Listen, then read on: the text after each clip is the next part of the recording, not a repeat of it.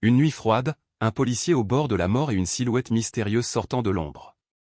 Après avoir reçu une balle lors d'une opération, Raphaël Lima se réveille à l'hôpital, mais quelque chose ne va pas. Une fille aux yeux énigmatiques apparaît à ses côtés, prétendant être sa seule chance de survie. Mais qui est-elle vraiment? Que arrive-t-il à l'hôpital où il se trouve? À chaque instant qui passe, la vérité est révélée et Raphaël commence à réaliser que sa vie n'a pas été sauvée par hasard. L'histoire d'une simple mission se transforme en une sombre intrigue de rituels anciens, de secrets mortels et d'un combat contre des forces bien plus puissantes qu'il n'aurait pu l'imaginer. Avant de continuer, abonnez-vous à la chaîne et activez la cloche pour ne manquer aucune histoire passionnante comme celle-ci. Ici, chaque vidéo est un voyage de dépassement et d'émotion à ne pas manquer. Il faisait froid mardi soir lorsque le son des sirènes a résonné dans la rue. L'officier Raphaël Lima avait reçu une balle dans la poitrine lors d'une opération à haut risque. Inconscient et dans un état critique, il a été transporté d'urgence à l'hôpital. La balle avait atteint sa cible, mais elle n'était pas mortelle ou du moins c'est ce que croyaient les médecins. Cette nuit-là, Raphaël s'est battu pour sa vie alors que l'hôpital se préparait à faire tout ce qui était en son pouvoir pour le maintenir en vie. Il était dans un coma provoqué, entouré de tubes et de moniteurs. Son corps était immobile, mais son esprit était ailleurs. Il ne savait pas si c'était un rêve ou un délire. Mais dans son esprit, il était de retour dans cette rue, à l'endroit même où le coup de feu l'avait atteint. Il pouvait sentir le trottoir froid contre sa joue, la douleur dans sa poitrine et le goût métallique du sang. Il resta seul, mais pas pour longtemps. Soudain, une silhouette apparut devant lui. C'était une fille d'environ 12 ans, avec de longs cheveux noirs, des vêtements simples et des yeux qui semblaient faiblement briller dans la faible lumière d'un réverbère lointain. Elle se tenait là, le regardant avec une expression calme, presque sereine, tandis que Raphaël, faible et confus, essayait de comprendre si elle était réelle ou si elle faisait simplement partie de sa conscience en déclin. « Mais tu ne peux pas encore partir, dit-elle, sa voix douce mais ferme. Raphaël essaya de parler, de demander qui elle était, comment elle était arrivée là, mais rien ne sortit. Sa bouche ne bougeait pas et la douleur dans sa poitrine rendait sa concentration difficile. La jeune fille s'accroupit à côté de lui et posa doucement sa main sur la sienne. C'était comme si une énergie étrange et chaleureuse traversait son corps, un sentiment de confort et de réconfort. D'une manière ou d'une autre, il ne se sentait plus seul. C'était comme si la mort si proche il y a quelques instants à peine s'était arrêtée, ne sachant pas quoi faire ensuite. « Je suis là pour t'aider », continua la jeune fille, son sourire calme. « Mais tu peux te battre, si tu le veux. Je te donnerai une raison de vivre. » Sur ces mots, elle se leva et commença à s'éloigner. Raphaël essaya de se lever, voulant la suivre, mais son corps ne répondait pas. Le monde autour de lui semblait se tordre, comme s'il était pris entre les vivants et les morts. Et puis, un cri. Pas un cri de douleur, mais un cri d'avertissement. Raphaël ne savait pas si cela venait de son propre esprit ou si quelqu'un l'appelait réellement, mais cela lui semblait important. C'est alors que la silhouette de la jeune fille disparut dans l'ombre et que le son du cri devint plus fort et plus proche. Raphaël pouvait encore entendre le cri, qui résonnait dans son esprit. Ce n'était pas seulement un bruit, c'était un appel urgent et désespéré, comme si quelqu'un essayait de le joindre à distance. Il essaya de se concentrer dessus, d'avancer vers lui, mais son corps restait insensible, comme s'il l'avait abandonné. Il était coincé entre les deux, coincé entre la vie et la mort, perdu dans un brouillard qui semblait plus froid que l'air nocturne lorsqu'il avait été abattu. Les rues, l'hôpital, tout se confondait. Sa poitrine lui faisait mal, pas seulement à cause de la blessure par balle, mais aussi à cause du poids de quelque chose qu'il ne parvenait pas à comprendre pleinement. Le visage de la jeune fille réapparut, plus clair maintenant. Elle se tenait au bord d'une ruelle sombre, les yeux fixés sur lui, attendant. Mais cette fois, il y avait quelque chose de différent chez elle, quelque chose de moins serein, de plus urgent, presque suppliant. « Allez, tu dois te réveiller, dit-elle, sa voix tremblant légèrement, comme si elle n'était pas entièrement sûre de pouvoir le faire répondre. Le rythme cardiaque de Raphaël s'accéléra. C'était comme si elle lui parlait directement, dissipant ainsi le brouillard dans son esprit. Ses paupières battirent. Le bruit des machines, les bips, l'odeur âcre de l'antiseptique, tout commençait à le faire reculer. Il ne savait pas vraiment comment, mais d'une manière ou d'une autre, il commençait à ressentir à nouveau son corps. « Ne me quitte pas », murmura la jeune fille. Sa voix, autrefois calme, avait maintenant une pointe de désespoir. Les doigts de Raphaël se contractèrent. L'allée dans laquelle elle se tenait bougea, presque comme s'il s'agissait d'une porte, d'un portail entre le monde qu'il connaissait et tout ce qui se trouvait au-delà. Elle était la clé, réalisa Théil. La seule chose qui pourrait le faire reculer. « S'il vous plaît, insista Théil. J'ai besoin de toi. » Le souffle de Raphaël se coupa et pour la première fois depuis le coup de feu, il sentit quelque chose. Une pulsation, une chaleur, une connexion. Son esprit, autrefois embrumé et désorienté, commençait à s'éclaircir. Et cette clarté s'est accompagnée d'un immense sentiment de détermination. Il essaya de parler, mais les mots ne venaient pas. Le brouillard dans ses poumons rendait même la respiration difficile. Il parvint néanmoins à bouger la tête, son regard fixé sur la jeune fille. Ses doigts se contractèrent à nouveau, cette fois plus délibérément. Elle semblait le sentir. Ses yeux s'écarquillèrent et une lueur d'espoir apparut sur son visage. « C'est ça, dit-elle doucement. Mais tu es toujours là. Je savais que tu n'abandonnerais pas. » Sa main se tendit vers lui, et à cet instant, tout autour d'eux sembla s'effacer. Les bruits lointains de l'hôpital, les lumières clignotantes, la douleur, tout semblait se dissoudre dans le néant.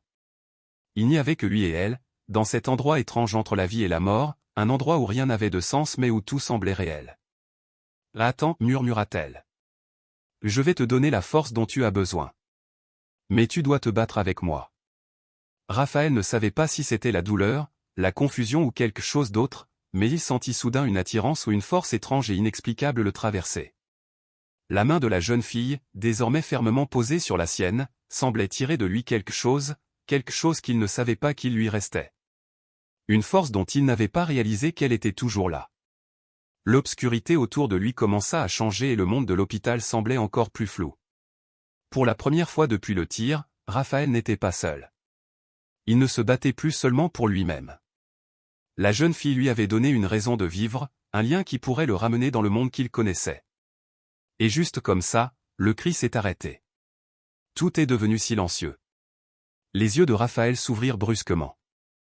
Les yeux de Raphaël s'ouvrirent. Le monde autour de lui était un flou de lumière vive et de murs blancs stériles. Il sentit la surface froide sous lui métallique, dure, inflexible. Sa poitrine lui faisait mal, mais pas aussi intensément qu'avant. Lentement, comme si son corps réapprenait à fonctionner, il inspira profondément. Ça a brûlé. Mais c'était une respiration, et c'était comme la première qu'il prenait depuis des lustres. Pendant un moment, il fut désorienté, ne sachant pas où il se trouvait. Les bruits des machines autour de lui, les bips, les vrombissements, les sifflements occasionnels de l'oxygène étaient faibles, comme s'ils venaient de loin. Mais cela n'avait pas d'importance. Il était réveillé. Il était vivant. Ses doigts se contractèrent. Il pourrait les déplacer. Ses mains, quoique raides et tremblantes, semblaient lui obéir. Et puis il se souvint de la fille. La panique l'envahit. Où était-elle? Que s'était-il passé? Est-ce que tout cela n'était qu'un rêve? Une hallucination de son esprit blessé? Mais nous n'avions pas le temps de nous attarder là-dessus. Une vive douleur au côté lui rappela qu'il n'était pas encore hors de danger. Raphaël essaya de se redresser, mais son corps protesta, la faiblesse le saisissant comme une poigne de fer. Les lumières au-dessus de lui vacillèrent et pendant une brève seconde, tout autour de lui sembla se déformer. « Restez tranquille, » dit une voix basse et ferme. « Vous êtes à l'hôpital. Vous avez été abattu. » Raphaël tourna lentement la tête, le mouvement lui paraissant étranger. Une infirmière se tenait à ses côtés, une expression inquiète sur le visage. Elle ajusta la perfusion intraveineuse et vérifia les moniteurs qui lui étaient attachés.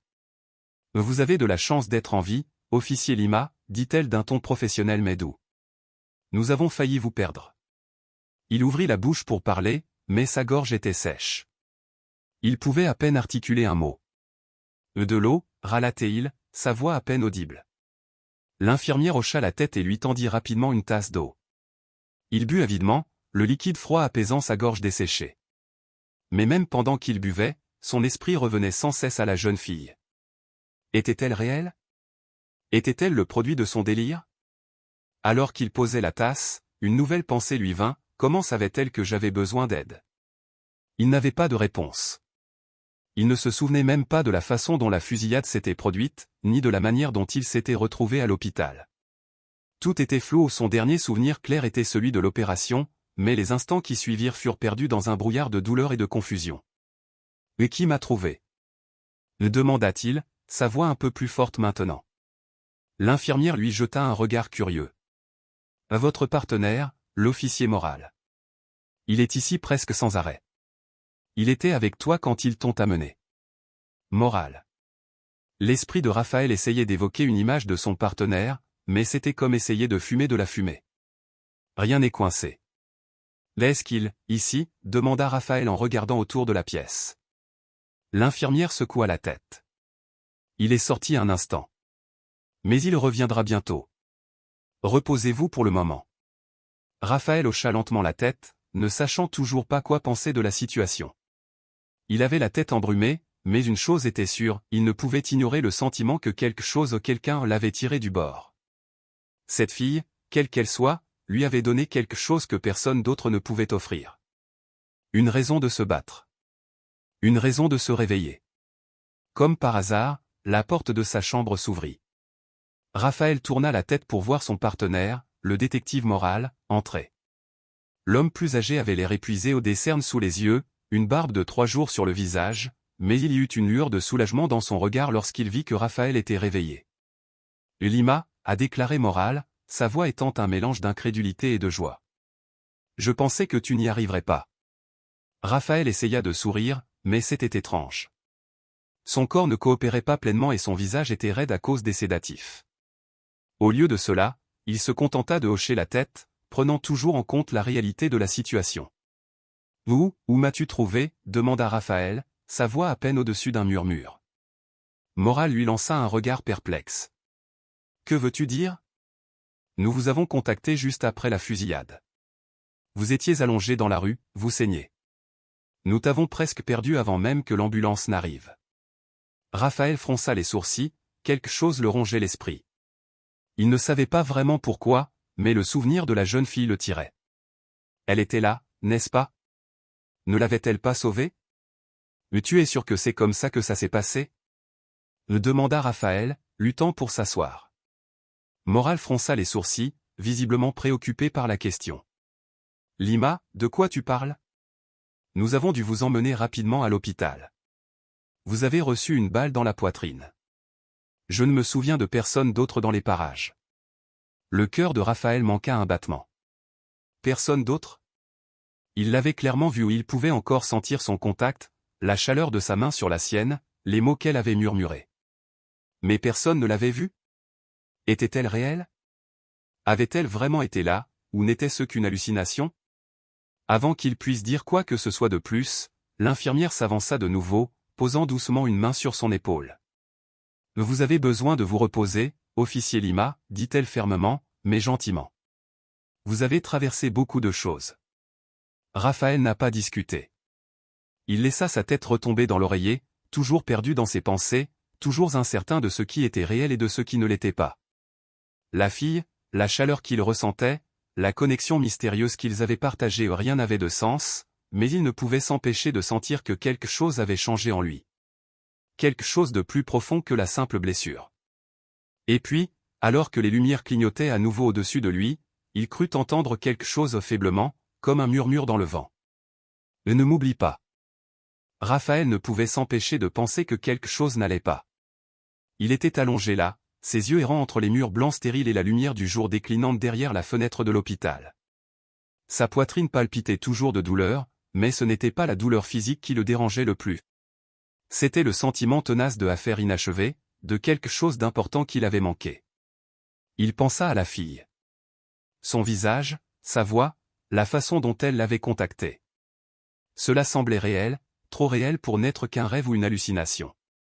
Mais Moral avait insisté sur le fait que personne n'était là, qu'il était seul dans la rue. Personne d'autre ne l'avait vu. Alors pourquoi Raphaël ne pouvait-il pas se débarrasser d'elle? Le sentiment qu'elle était d'une manière ou d'une autre immobile veillait sur lui, même maintenant? Son esprit tournait en rond lorsque Moral rentra dans la pièce. Le détective plus âgé avait l'air un peu mieux qu'avant, il s'était nettoyé, mais la fatigue persistait toujours dans ses yeux.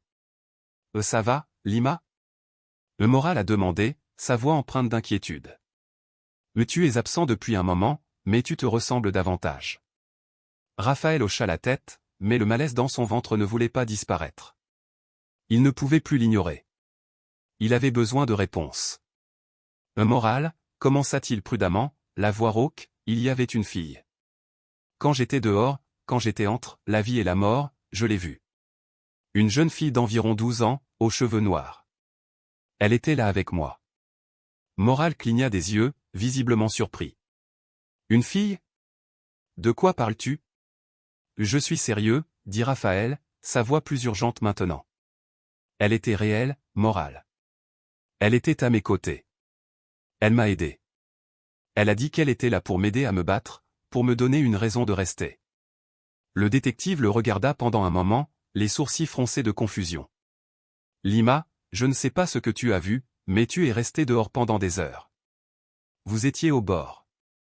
Je ne sais pas si ce que vous décrivez était une sorte d'hallucination, ou autre chose, mais je peux vous dire que personne d'autre n'était là. Pas de fille, rien. L'estomac de Raphaël se tordit.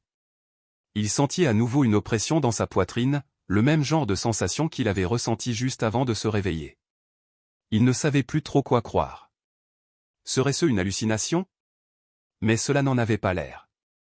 C'était comme si elle était là pour sauvegarder lui. À ce moment-là, l'infirmière revint avec une tasse d'eau fraîche. Elle offrit un doux sourire, ses yeux se tournant vers la porte où se tenait Moral. Tout va bien ici? Moral lui fit un bref signe de tête, même s'il semblait toujours perturbé par l'insistance de Raphaël à propos de la fille. Il jeta un coup d'œil à son partenaire. Tu devrais te reposer, Lima. Raphaël ouvrit la bouche pour parler à nouveau, mais avant qu'il ne puisse le faire, quelque chose attira son attention. Un personnage debout près de la fenêtre. Au début, c'était faible, comme une ombre au coin de son œil. Mais ensuite il tourna la tête. Elle était là. La fille. Sa présence semblait rendre la pièce plus froide, sa silhouette se tenant juste hors de portée des lumières de l'hôpital, à moitié cachée par les stores. Elle portait les mêmes vêtements dont il se souvenait, une robe simple et délavée. Ses longs cheveux noirs encadraient son visage pâle et ses grands yeux se fixèrent sur les siens avec une sorte d'urgence tranquille. Le souffle de Raphaël se bloqua dans sa gorge. Elle était réelle, ou du moins elle était là maintenant, devant lui. Il ne pouvait pas l'expliquer, mais elle était là. « Lima ?» demanda Moral, sa voix brisant le silence stupéfait de Raphaël. « Que se passe-t-il » Raphaël cligna des yeux, son cœur battant la chamade. Mais quand il regarda par la fenêtre, elle avait disparu. Comme ça. Disparu. Mais qu'est-ce que c'était que ça? Demanda Moral en se rapprochant du lit de Raphaël. Qu'est-ce qui t'arrive? Je l'ai vue, murmura Raphaël, la voix pleine d'incrédulité. Elle se tenait près de la fenêtre. Je l'ai vue, Moral. Le visage du détective pâlit. OMS? La fille, dit Raphaël, sa voix tremblante maintenant. Celui qui était avec moi quand j'étais absent. Elle est réelle. Elle est là. Moral recula, se frottant le visage comme pour essayer de comprendre ce que disait Raphaël. Je ne sais pas ce qui se passe, Lima, mais tu dois te calmer. Vous avez traversé beaucoup de choses, et... Non, l'interrompit Raphaël, sa voix plus forte maintenant. Je te le dis, Moral, elle n'est pas seulement dans ma tête. Elle était là. Je l'ai vue, tout à l'heure. Elle est réelle. La pièce devint silencieuse. L'infirmière regarda tour à tour les deux hommes, le visage marqué par l'inquiétude mais aussi la confusion. Elle n'avait rien vu, mais Raphaël insistait. Quelque chose dans ses yeux lui disait qu'il ne mentait pas, quoi qu'il ait vu, il le croyait. À ce moment-là, un courant d'air froid parcourut la pièce, malgré les fenêtres scellées. Les lumières vacillèrent à nouveau, cette fois plus violemment, projetant des ombres étranges le long des murs. Ce fut bref, mais suffisamment long pour faire réfléchir tout le monde. Le cœur de Raphaël battait à tout rompre dans sa poitrine. Quelque chose n'allait pas. La jeune fille était réapparue. Le courant d'air, les lumières vacillantes, c'était comme si elle essayait de communiquer avec lui. J'ai besoin de savoir qui elle est, marmonna Raphaël d'une voix désespérée. J'ai besoin de réponses. Moral ouvrit la bouche pour parler mais fut interrompu par l'infirmière. Je vais chercher le médecin, dit-elle d'un ton ferme mais doux. Nous devons nous assurer que vous ne vous surmenez pas. Cela pourrait être un effet secondaire du médicament. S'il vous plaît, reposez-vous. Mais Raphaël avait dépassé le stade du repos. Il ne pouvait plus l'ignorer. La fille était réelle. Et quoi qu'il lui soit arrivé pendant ces moments critiques, ce n'était pas fini. Quelque chose avait changé. La fille lui avait donné quelque chose, un but pour survivre. Mais maintenant, il avait besoin de savoir ce que cela signifiait. Et pourquoi elle était réapparue. Raphaël ne pouvait s'empêcher de penser que le temps était compté. Son esprit s'emballait, essayant de reconstituer les fragments de ce qu'il avait vécu, les moments étranges qui ne semblaient pas correspondre à la réalité qu'il connaissait. La fille. Le toucher. Les mots. Ils étaient tous si vifs, et pourtant tout le monde autour de lui au moral, l'infirmière, les médecins semblaient considérer cela comme un rêve ou comme les effets de ses blessures. Mais il ne pouvait pas l'ignorer. Pas maintenant. Il jeta un coup d'œil vers la porte, s'attendant à moitié à ce que la jeune fille réapparaisse, mais rien ne se produisit.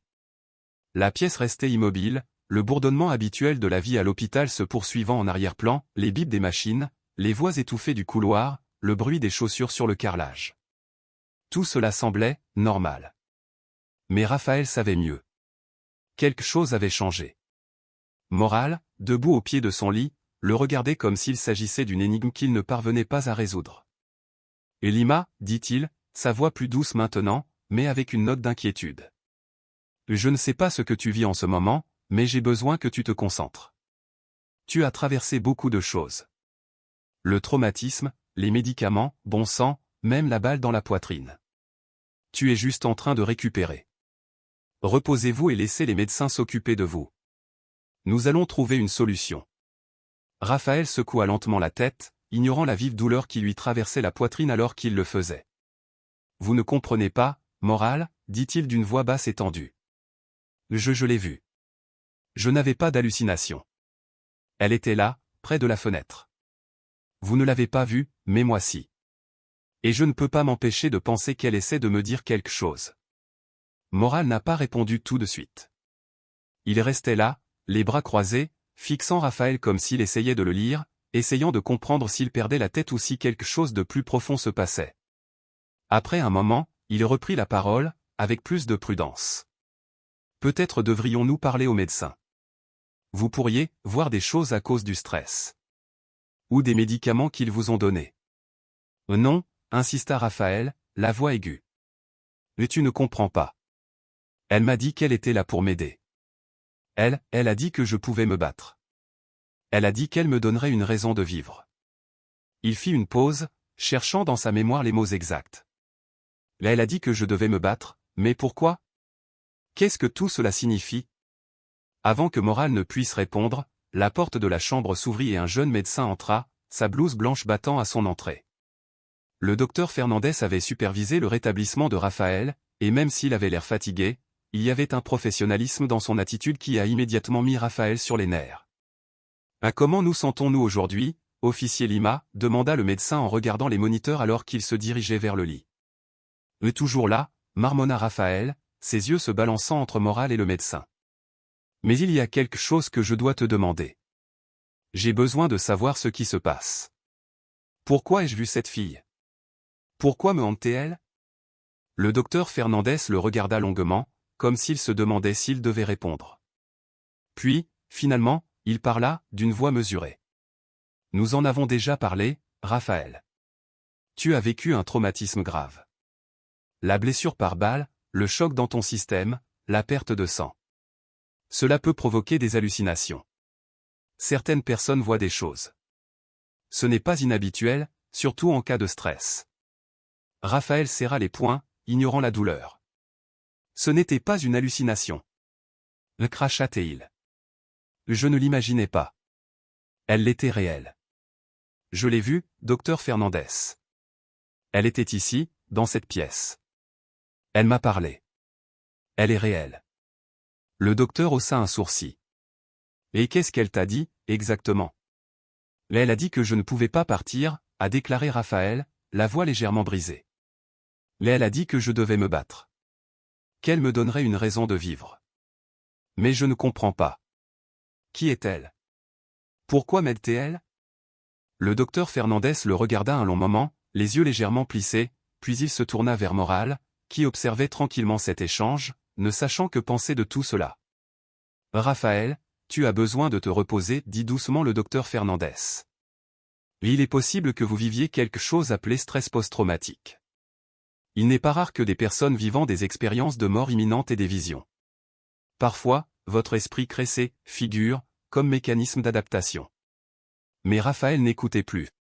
Son regard était fixé sur quelque chose au-delà du médecin. La fenêtre. L'air de la pièce avait changé. Une brise froide avait commencé à sortir de la fissure des stores. Ce n'était pas un courant d'air provenant de la ventilation, c'était quelque chose de différent. Quelque chose qui lui fit dresser les poils sur la nuque. Il n'avait pas besoin de se retourner pour voir si la fille était là. Il savait elle l'était. L'air était chargé, électrique, comme si elle se tenait juste derrière lui, attendant qu'il se retourne. « Raphaël ?» Moral a demandé, mais sa voix a été étouffée par le son de son propre rythme cardiaque qui résonnait dans ses oreilles. Raphaël tourna lentement la tête. Là, juste de l'autre côté de la fenêtre, se trouvait la jeune fille.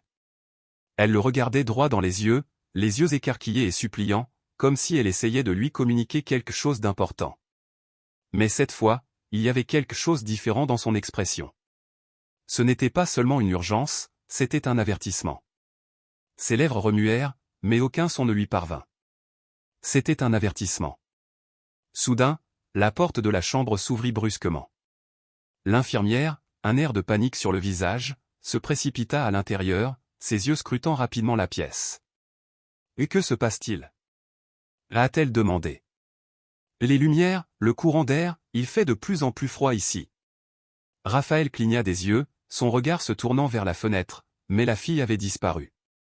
Elle avait disparu aussi vite qu'elle était apparue. « Raphaël ?» demanda à nouveau Moral, d'un ton aigu cette fois. « Que as-tu vu ? Que se passe-t-il » La pièce lui semblait désormais oppressante, les murs se refermant sur lui. La température semblait baisser de plusieurs degrés et le poids de l'air était suffocant. Raphaël déglutit difficilement. Il ne savait pas comment expliquer ce qui venait de se passer. Comment pourrait-il ?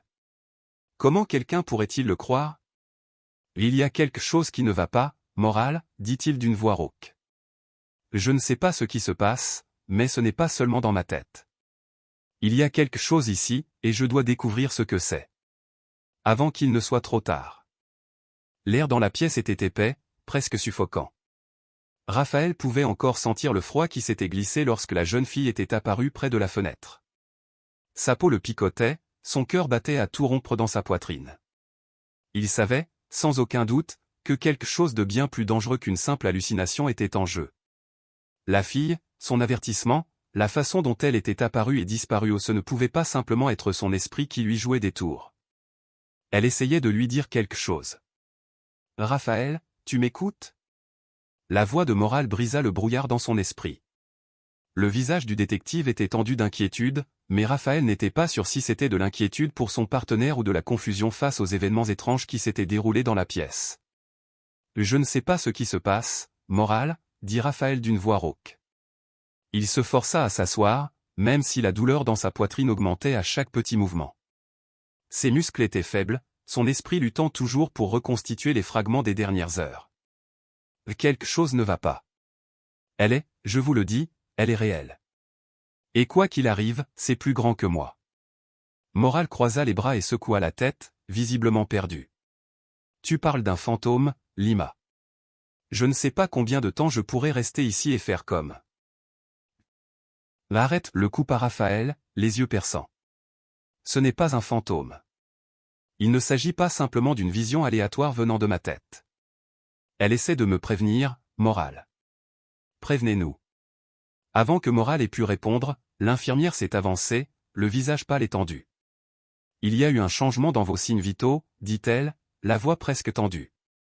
Nous devons assurer votre stabilité, officier Lima. Je vais à nouveau consulter le médecin. Raphaël hocha la tête, mais sa concentration avait changé.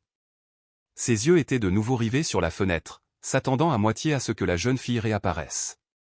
Son estomac se retournait d'un mélange d'effroi et de quelque chose d'autre à l'urgence, peut-être. Il ne pouvait pas l'expliquer, mais il ressentait un sentiment de danger imminent. Il pouvait presque entendre le tic-tac de l'horloge, chaque instant qui passait, chaque battement de son cœur, le rapprochant de quelque chose pour lequel il n'était pas sûr d'être prêt. L'infirmière sortit de la chambre et Morale, ne sachant toujours pas quoi penser de tout, s'assit près du lit. La tension était palpable et Raphaël ne supportait pas le silence. « Tu dois m'écouter, Morale, dit Raphaël, sa voix plus calme maintenant. La fille, elle n'est pas qu'une fiction. Elle doit être liée à la fusillade d'une manière ou d'une autre. Elle est venue me voir juste après qu'on m'ait tiré dessus. Ce n'est pas seulement un esprit aléatoire. Il y a quelque chose qu'elle essaie de me dire. » Morale soupira et se frotta les yeux, mais son expression s'adoucit légèrement. « Je ne sais pas, Lima. Je ne sais tout simplement pas. Je ne t'ai jamais vu comme ça. Vous avez peut-être raison, mais comment sommes-nous censés comprendre cela? Et si? » Avant qu'il ait pu finir, les lumières de la pièce vacillèrent à nouveau. Cette fois, ils ne se sont pas contentés de cligner des yeux, il frémit, comme si quelque chose avait ébranlé les fondations même du bâtiment. La température a encore baissé et le souffle de Raphaël s'est embué devant lui. Cela se reproduisait. Le froid. La peur. Le avertissement. Et puis, comme par hasard, la porte de la pièce s'est ouverte en claquant. L'infirmière qui était partie quelques instants plus tôt était de retour, le visage encore plus pâle qu'avant. Elle respirait lourdement, regardant par-dessus son épaule comme si elle s'attendait à ce que quelque chose ou quelqu'un la suive. « Le médecin. Appelez le médecin, cria-t-elle, la voix pleine de panique. « Pourquoi? Ce qui s'est passé? » demanda Morale en se levant. L'infirmière regarda Raphaël, les yeux écarquillés de peur. « Il y a quelque chose dans le couloir. Je ne sais pas comment l'expliquer, mais, je pense que c'est lié à toi.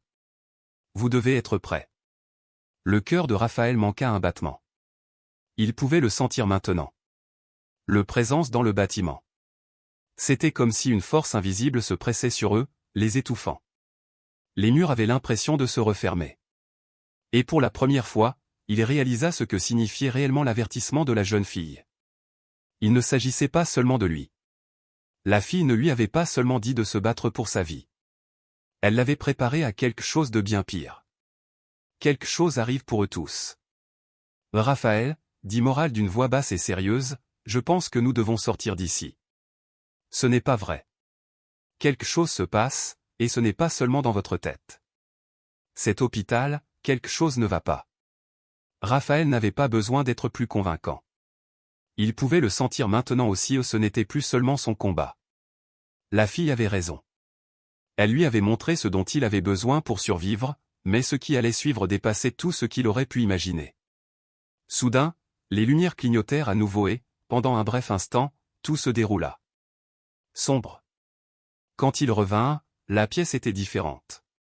Les murs semblaient, déformés, comme s'ils avaient vieilli d'un siècle en l'espace d'un seul battement de cœur. L'air était épais, oppressant. Il y avait une présence dans la chambre. Et Raphaël n'était pas sûr si c'était réel ou s'il continuait à perdre conscience.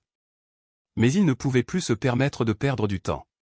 Quoi qu'il arrive, il était trop tard pour s'échapper. Il pouvait le sentir au creux de son estomac. « Je dois voir le médecin, » dit fermement Raphaël. « Je ne pense pas que nous ayons beaucoup de temps. » Alors qu'il tentait de se redresser, un soudain éclat de lumière, un éclair si brillant qu'il l'aveugla presque, jaillit du couloir. C'était si intense que les murs semblaient trembler sous sa force. L'air est devenu épais avec une odeur de métal brûlé et d'ozone. « Reste au sol, Raphaël !» cria Morale en se précipitant vers lui, mais il était trop tard. La voix de la jeune fille résonna à nouveau dans son esprit. « Dépêchez-vous. Vous manquez de temps. » Le cœur de Raphaël s'emballa alors que l'intensité du moment l'écrasait. Le couloir à l'extérieur de la pièce était aveuglant de lumière, la luminosité crue vacillant par vagues comme si quelque chose essayait de percer le tissu de la réalité lui-même. Morale avait reculé, sa main tendant instinctivement vers son arme, son visage affichant un masque de confusion et de peur. Raphaël, cependant, ne pouvait pas détourner le regard de la source de lumière. Il y avait quelque chose qui l'appelait au-delà du seuil, quelque chose de familier mais de terrifiant. Il le sentit dans ses os, l'envie d'y aller, pour y répondre. « Morale, » murmura Raphaël, la voix tendue. « Nous devons y aller. » L'infirmière restait figée, le visage cendré, les yeux écarquillés de terreur. Nous devons partir maintenant, dit-elle, la voix tremblante. Mais avant qu'elle ait pu faire un pas, la porte se referma, le bruit assourdissant, comme si une force invisible venait de les enfermer à l'intérieur. Le pouls de Raphaël battait dans ses oreilles. Il essaya de bouger, mais son corps était lourd. Le poids dans sa poitrine était suffocant, comme si quelque chose lui arrachait lentement la vie. « Elima !» a crié Morale en l'attrapant par les épaules et en le secouant. « Sortez-en ! Que se passe-t-il ici? Que nous arrive-t-il » La lumière à l'extérieur de la porte s'éclaira à nouveau, et puis, il faisait complètement noir. La température chuta et, pendant un bref instant, Raphaël crut entendre des chuchotements ou des voix douces et lointaines, qui se chevauchaient, qui étaient décousues. Il distinguait quelques mots, quelques phrases, mais ils n'avaient aucun sens. Puis, du gouffre des ténèbres, il entendit une voix familière. C'était la fille. « Mais tu dois te battre, Raphaël. La vérité est plus proche que vous ne le pensez. » Les mots étaient clairs maintenant, et ils lui envoyèrent un frisson dans le dos. La vérité. Sa tête palpitait comme si le poids de 100 souvenirs oubliés s'écrasait sur lui. Lentement, il sentit à nouveau la présence de la jeune fille, son énergie tourbillonnant autour de lui, comme si elle le guidait à travers le brouillard. Raphaël ferma les yeux, essayant de se concentrer, pour masquer la panique qui menaçait de l'envahir. Il avait besoin de comprendre. La fille lui offrait quelque chose, réponse. Et maintenant, à cet instant, il avait l'impression d'être au bord de quelque chose de bien plus grand qu'il n'aurait jamais pu l'imaginer. Les murmures devinrent plus forts. Il pouvait les entendre maintenant, nets et distincts. Ce n'était pas une attaque aléatoire. Le souffle de Raphaël se coupa. C'est à ce moment-là qu'il s'en est rendu compte. La fusillade ne faisait pas simplement partie d'une opération de trafic de drogue ou d'une opération criminelle aléatoire. Il ne s'agissait pas seulement de se trouver au mauvais endroit au mauvais moment. Il y avait un but derrière cela. La fille avait essayé de lui dire ça depuis le début. Cette prise de conscience soudaine a frappé comme un éclair. L'attaque, la fille, tout, c'était lié à quelque chose de plus grand. Quelque chose que Raphaël était trop aveugle pour voir. Il haleta. L'hôpital. Tout est lié. Morale, qui se tenait près de la porte, le regarda comme s'il avait perdu la tête. Quoi? De quoi parles-tu? Ce n'était pas seulement moi, Morale. La voix de Raphaël était un murmure rauque, mais il y avait maintenant de l'urgence dans son ton. L'hôpital. C'est la clé. La pièce parut soudain plus froide, et Raphaël comprit que ce n'était pas seulement la température.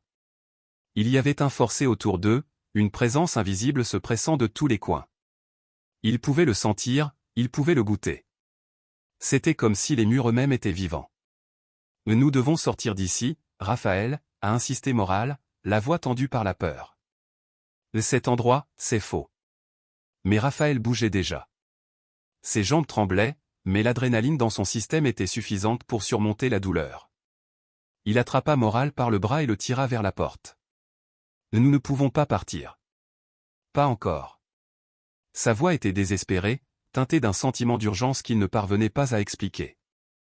Il y a quelque chose ici, quelque chose de caché. Nous devons le trouver. Alors qu'ils atteignaient la porte, celle-ci s'ouvrit toute seule. Mais ce qu'ils ont vu à l'extérieur n'était pas ce à quoi ils s'attendaient. Le couloir au-delà n'était plus le couloir stérile et éclairé par des fluorescents de l'hôpital. Au lieu de cela, il faisait sombre, trop sombre, comme si le bâtiment lui-même avait bougé. Les murs étaient fissurés, l'air était chargé de poussière et d'une étrange odeur métallique. Cela ressemblait à quelque chose d'un cauchemar. L'esprit de Raphaël s'emballait alors qu'il essayait de donner un sens à la vision devant lui. Cet endroit où l'hôpital n'était pas seulement un bâtiment. C'était un navire, un cage. Et la vérité, quelle qu'elle soit, les attendait entre ces murs en décomposition. « Où sommes-nous » a demandé Morale, la voix tremblante. Ce n'est pas l'hôpital. Les yeux de Raphaël se plissèrent. L'avertissement de la jeune fille résonna une fois de plus dans son esprit. La vérité est plus proche que vous ne le pensez. Et juste au moment où il était sur le point de s'avancer, il le vit gravé dans le mur fissuré devant eux, à peine visible dans la pénombre. Un symbole. Un symbole qu'il a reconnu. C'était la même marque qui figurait sur l'enveloppe qu'il avait reçue quelques jours avant l'opération. Celui avec la note mystérieuse et énigmatique.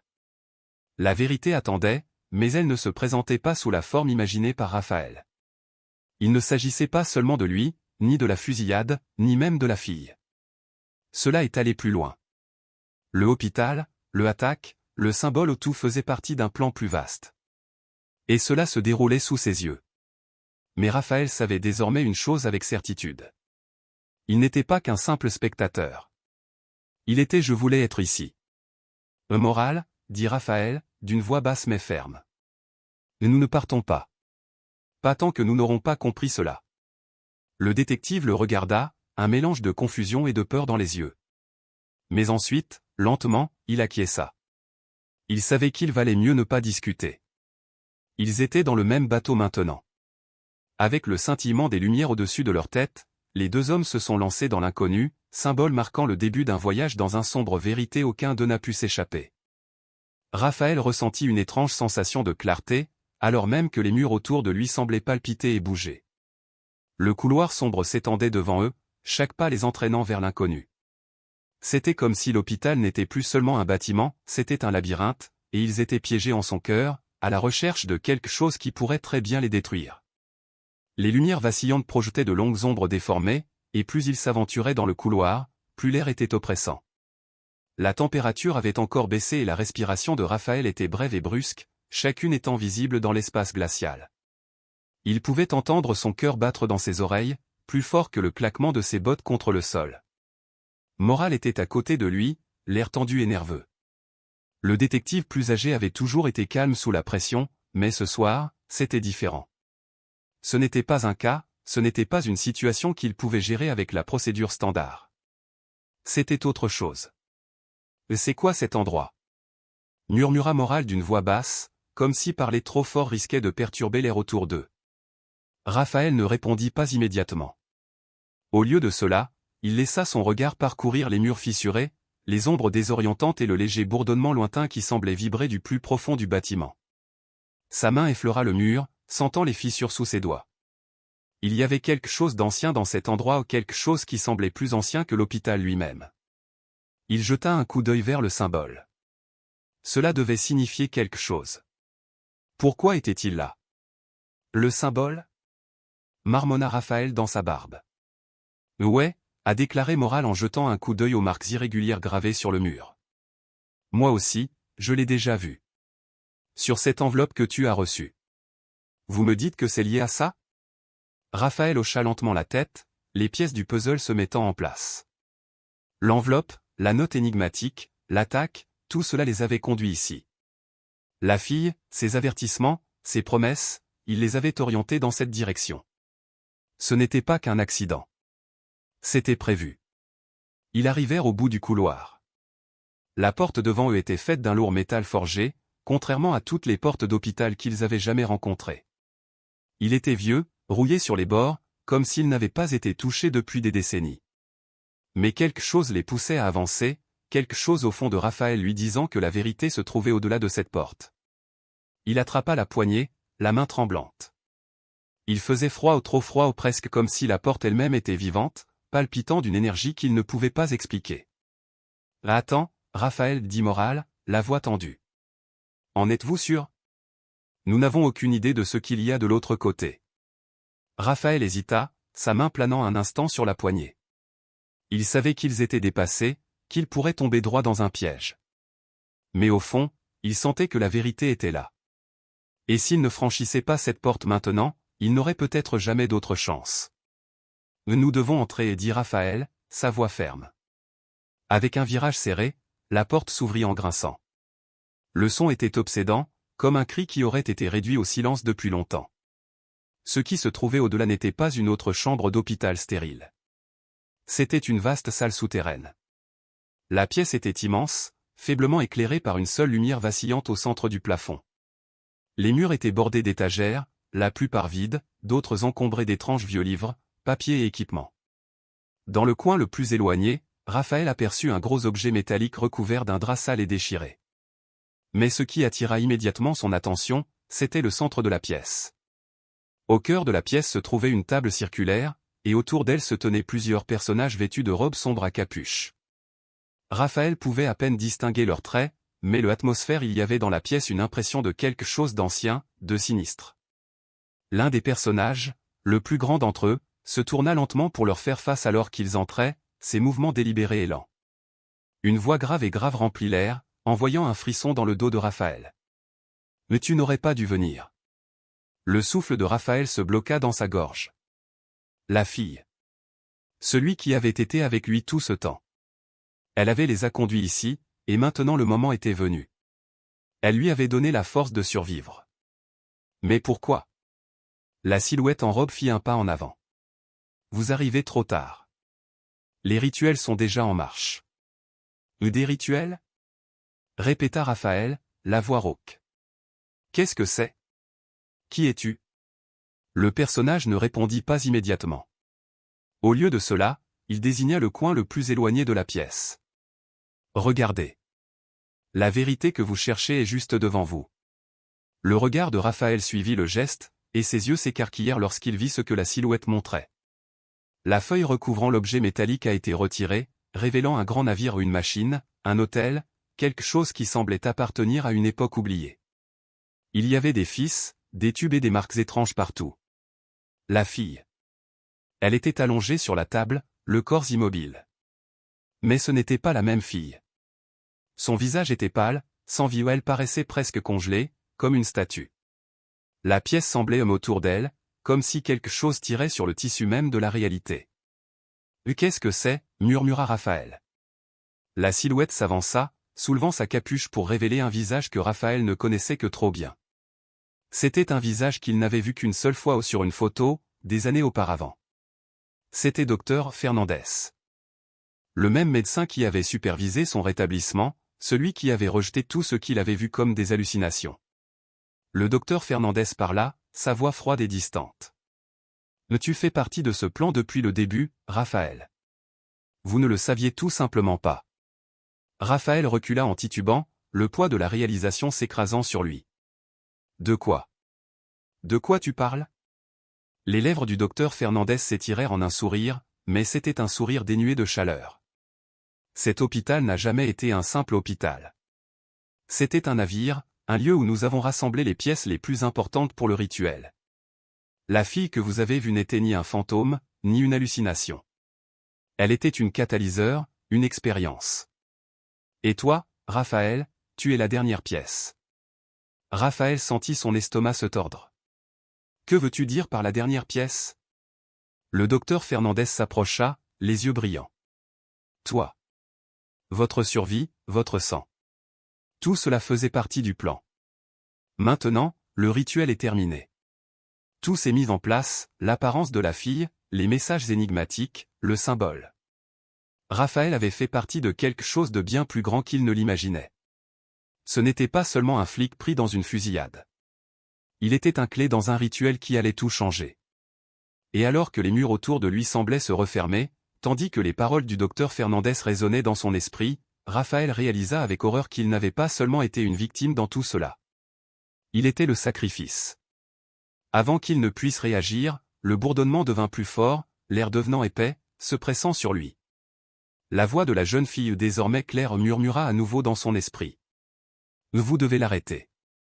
Si vous avez aimé cette histoire et que vous souhaitez plus de contenu comme celui-ci, laissez un like, partagez-la avec quelqu'un dont vous savez qu'elle sera émue, et bien sûr, abonnez-vous à la chaîne. Ensemble, nous explorerons des histoires inspirantes et des moments qui touchent le cœur. À la prochaine vidéo.